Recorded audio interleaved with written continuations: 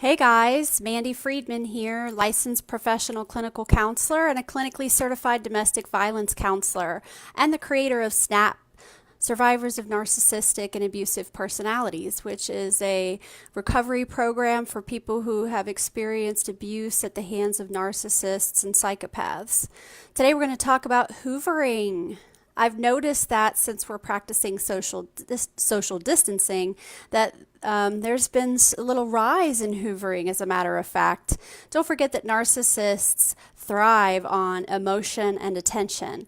And during a time of social distancing, they might be starving because they're not getting some of those needs met.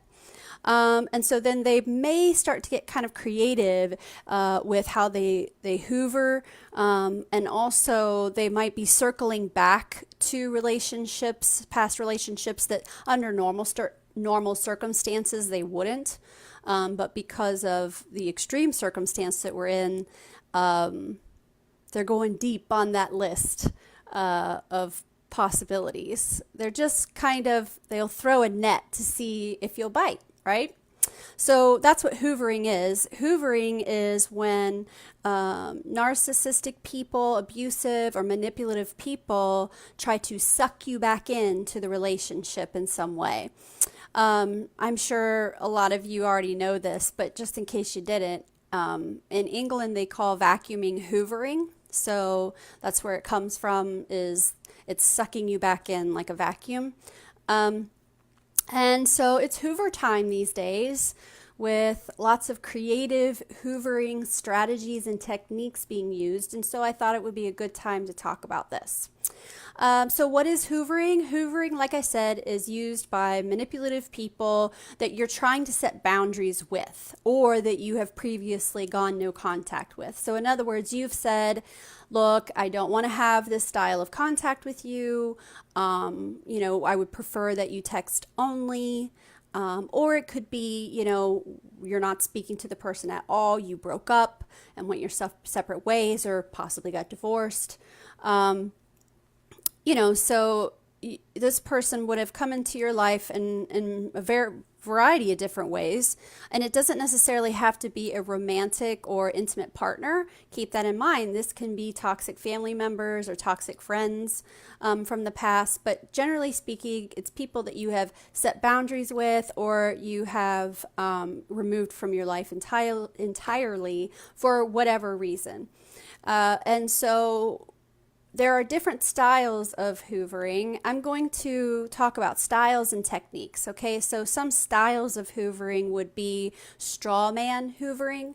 Straw man hoovering is where they initiate the interaction almost with some sort of a mischaracterization, or an accusation.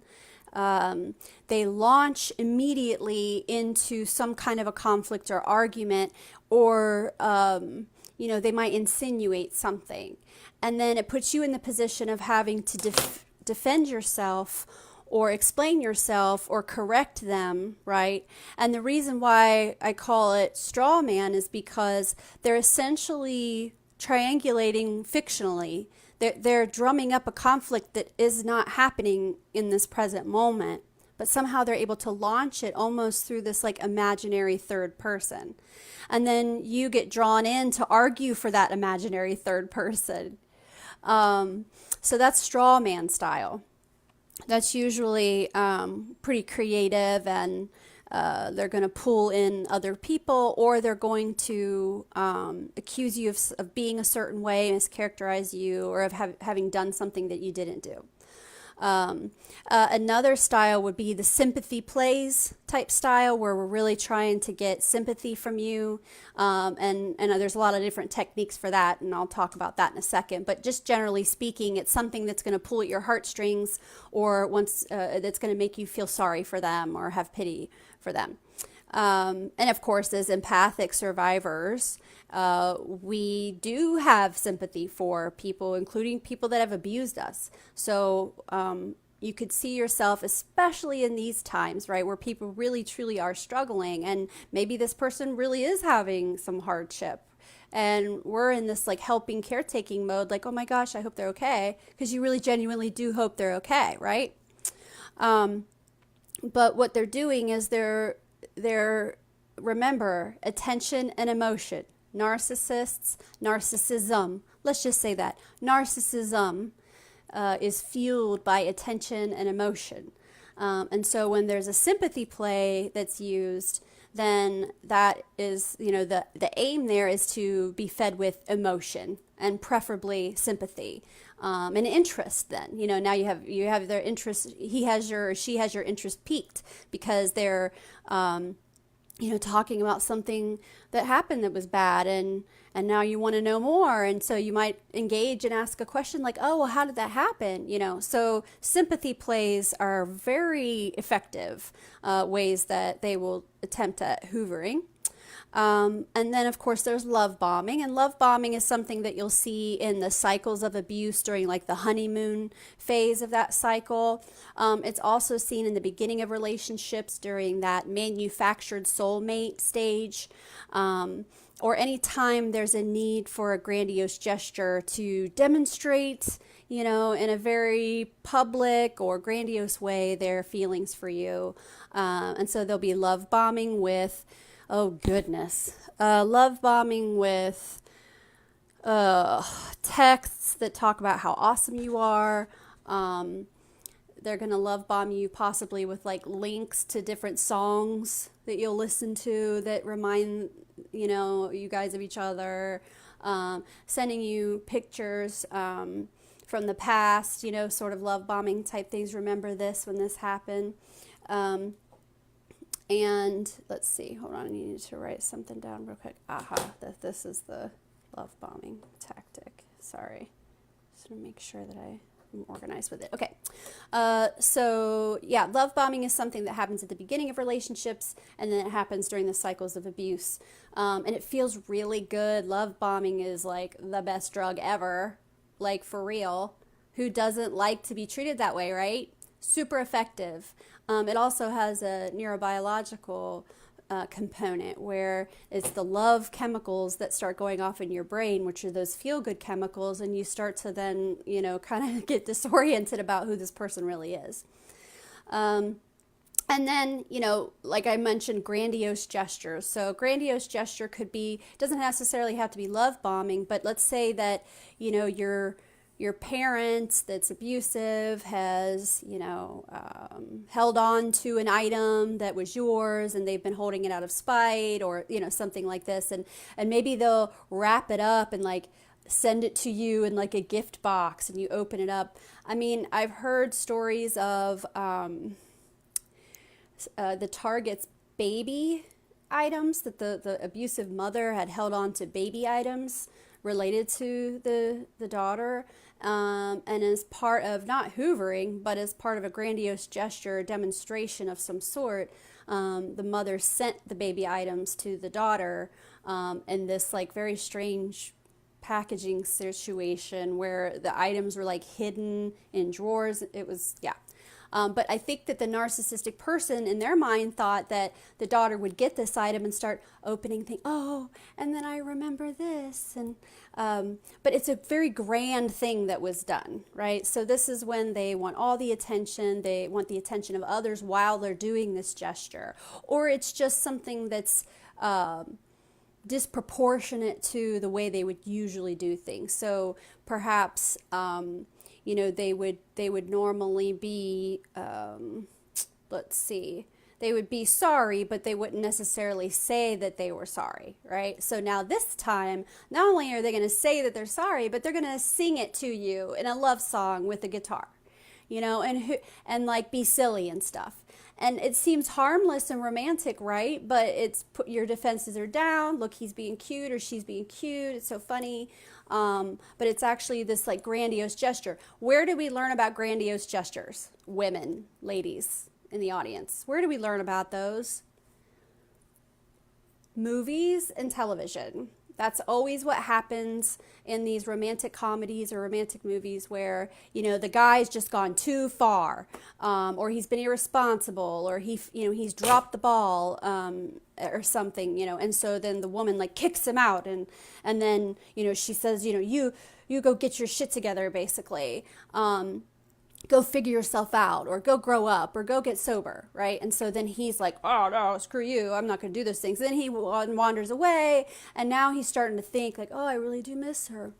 And, like he might try dating someone else in the movie, and she's just not nearly as awesome. And so he's like really missing her. And so what does he do?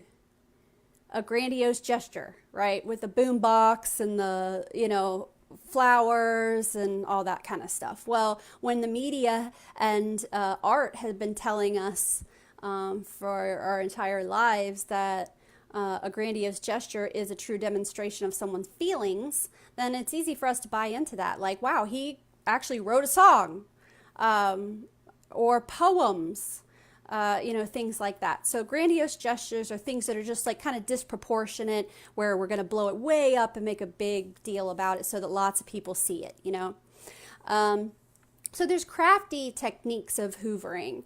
One would be the innocent plea. I just heard one recently, and it was, let's see, what was said? So this person, I guess they met at church, possibly, or worshiping at the temple or wherever they go. And since now we're doing social distancing, those things are held online now in a virtual way. So this person, this relationship had ended, and oddly narcissistic behaviors. Luckily, the target is very educated and informed, and is fearless in confronting narcissism when she's dating people. Really cool lady. But anyway, she said that out of nowhere he texted her recently and said, hey, was just going to church, meaning like watching church. So I was just sitting here on my couch going to church, and I thought about you. I hope you're okay. I mean, how innocent is that? I mean, he's at church and he's thinking about you, and all he wants to know is that you're okay. Who could complain about that, right? Completely innocent. So they'll come at it from a strategy of just, super benign innocence. And if anyone were to extrapolate anything different, it would make them look bad. Like, how could you even accuse me of being manipulative? I mean, don't you see the pandemic happening? And anyhow, like, we met in church. I mean, I'm clearly a good person because I go to church. Anyhow, so, there'll be like an innocent plea that puts you in the position of seeming like a real asshole if you call them out. Another one would be the health scare. Whoa, this is a good one. This is a good one for narcissistic mothers especially. But it could be a vague health scare. That's usually what the males will do, is like a vague health scare where they're just like, hey, I know we're not talking anymore. I know I'm not supposed to call you, but I just came back from the doctor and I'm just really scared. I don't know what to do with these feelings. And you're the person I thought of. So I understand if you don't respond. It's just I'm at a bottom and I need somebody to talk to. Well, we're fixers, savers, rescuers. We fancy ourselves to be like little mini therapists for people because we're generally good listeners. And hey, if the guy is having a moment, or let's say it's a mom or someone else, they're having a moment, and what it's like to have a moment, and maybe, really it would just be super helpful to that person for you to just say hey and be there, for them. And perhaps this is even the bottom that you hoped they'd always hit. Like maybe they're in the process of change, and wouldn't it be cool if you were like right there to help? Right? So it'll be a vague or an explicit health scare. Here's one. I broke my leg. I can't walk. I need you to come get me to take me to the hospital. Well, why can't you call an ambulance? because I don't want to pay for it. I don't have insurance right now. I need somebody to just take me to the hospital. I swear to God, you can just drop me off there. Have you tried calling somebody else? Yeah, I've tried calling everybody, and you're like, oh, okay, I guess I'll just go drive this person to the hospital, and then you show up and actually they're fine. Literally, true story. Fine, nothing. It was just, I had to get you here. I needed to get you face to face because I really need to talk to you about something. Basically, more hoovering, right? But they want to do their hoovering face to face.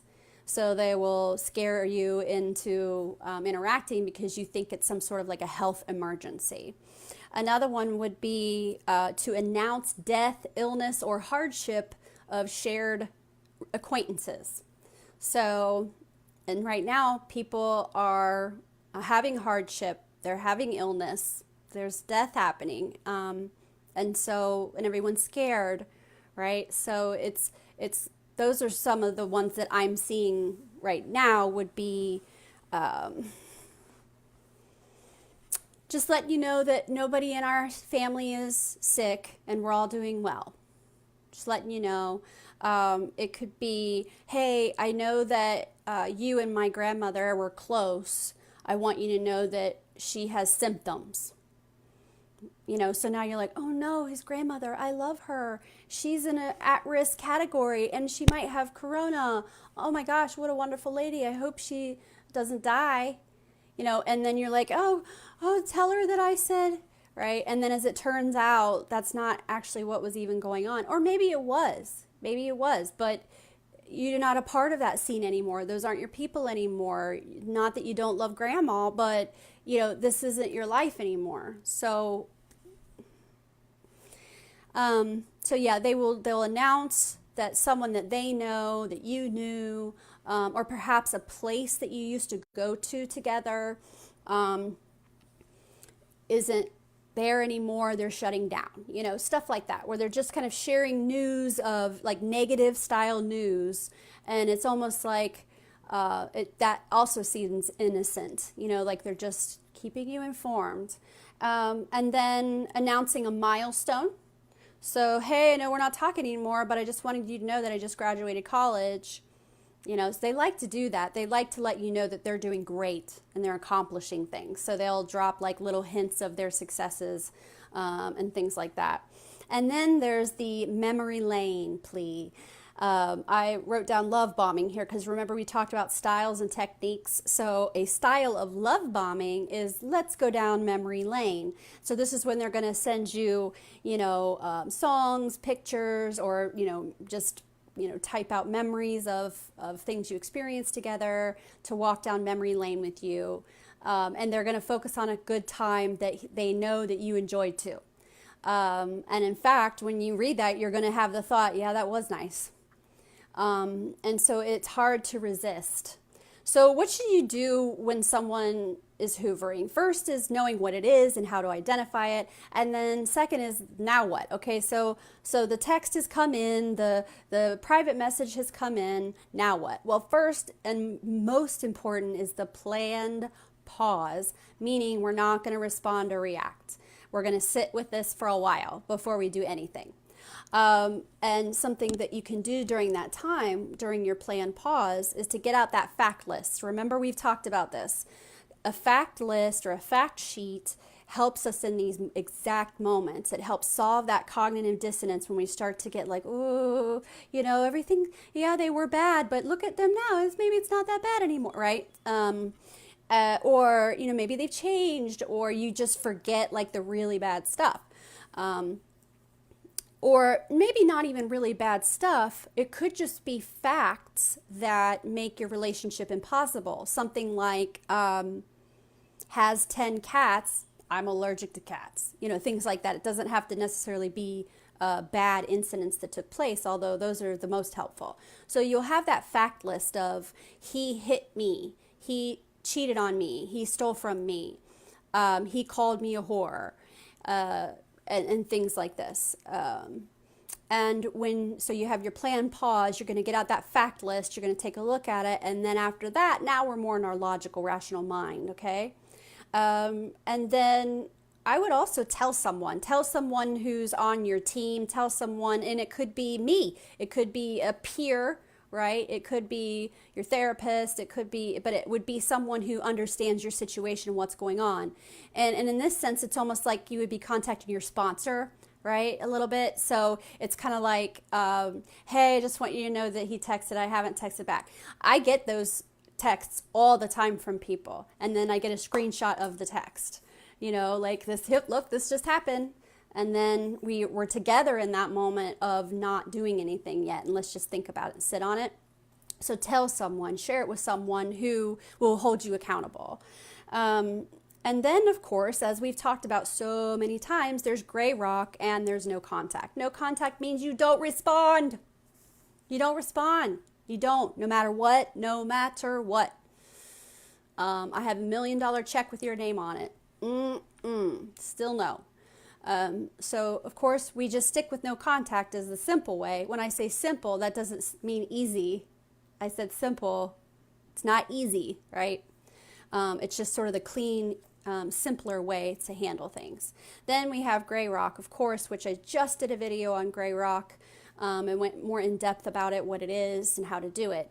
And so you can use gray rock in those moments as well. If this is someone that you don't have a choice, that you really do have to respond, maybe it's the mom that you're not speaking to, but she also pays your tuition, that kind of a thing. And so then you'll just respond with, thanks for telling me,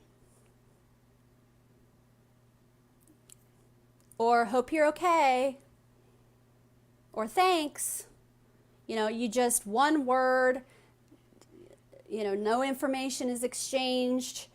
You've responded, and then what will happen is when it's not the response that they expected, they might lash out. So then we have to be ready for that. And if they're going to lash out, that's okay. Remember, you're a window. It passes through you. You don't internalize it. And in fact, I get a little smile on my face when that happens, because it's like, oh, there you are. Yeah, I almost forgot for a second. Duh. Okay, never mind. And then you feel better because they just showed behaved badly. I think that's all for Hoovering today. I'd like to also urge you to sign up for our SNAP classes. It talks about all kinds of stuff related to narcissistic abuse, abusive relationships, abusive people, and recovery from abuse. And that also will connect you with our SNAP coach, Jen, SNAP recovery coach. So it's a system that we use in tandem with coaching to help people get through, manage, navigate, and then recover from this style of abuse. So if you're interested in learning more, please private message me, or you can email Jen at claremontmentalhealth.care. Have a good day.